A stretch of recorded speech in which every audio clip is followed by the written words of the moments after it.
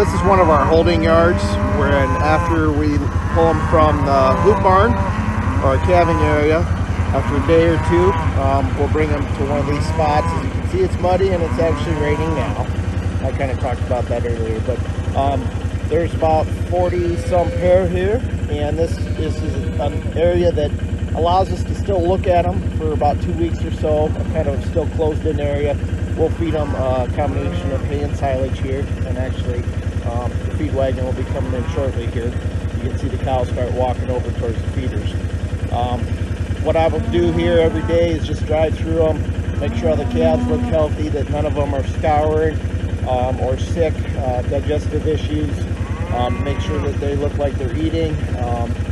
And usually you can tell if a cow's acting kind of funny, if she might have misplaced her calf. Sometimes that happens, so you got to go find them and find them sleeping somewhere in the corner.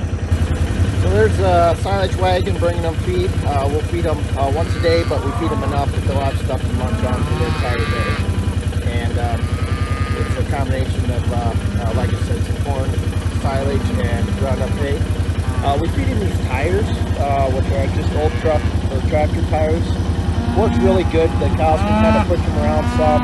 They're easy to move around because after we use this area in the spring, we'll pull all the tires off, level the ground, and reseed it every year just to try to maintain some conservation practices on it so they bear dirt after we kind of abuse it here with the cattle. But the tires work good to feed in. Like I said, they're cheap. They don't hurt the cows at all. They can kind of push them around and just fill up the tires and let them chill with their babies and make sure everybody's doing good. As you can see, the mamas are busy eating here, and a lot of the babies will be running around. You can see one red one in there. Our breeding is mainly Angus and Simmental cross.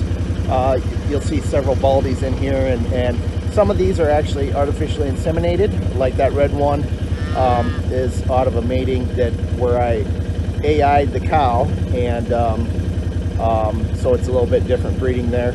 You might also see a few calves in here with red marks on their back. That's something just started doing. When we first move into one of these yards, we'll use a livestock paint on them, and that just lets me know that, hey, this is a calf that's only 2 days old versus some of these that are 3 weeks old, and to specifically go find those calves and make sure that they're doing okay. And you can kind of see the difference there. That little one walking up towards me is obviously a lot smaller and younger than some of these other calves. So it does create some challenges when we mix different age calves, ages together to make sure that we can monitor them. The newer young-born ones, and make sure that we continue to watch them.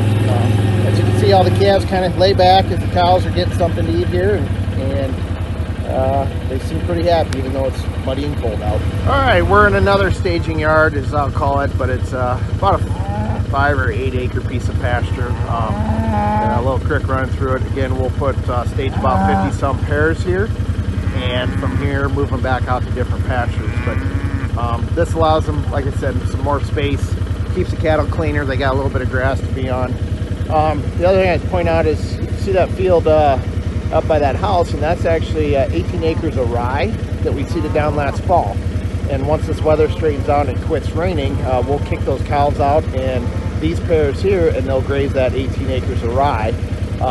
We'll then go in there and plant soybeans into that once they're done grazing it. So just something that we do to try to use some cover crop, and then also get some use out of that cover crop from a feed usage, and then we'll, like I said, we'll be able to use that field to plant soybeans in. You see all the pairs are walking up to get some breakfast, lunch, and dinner.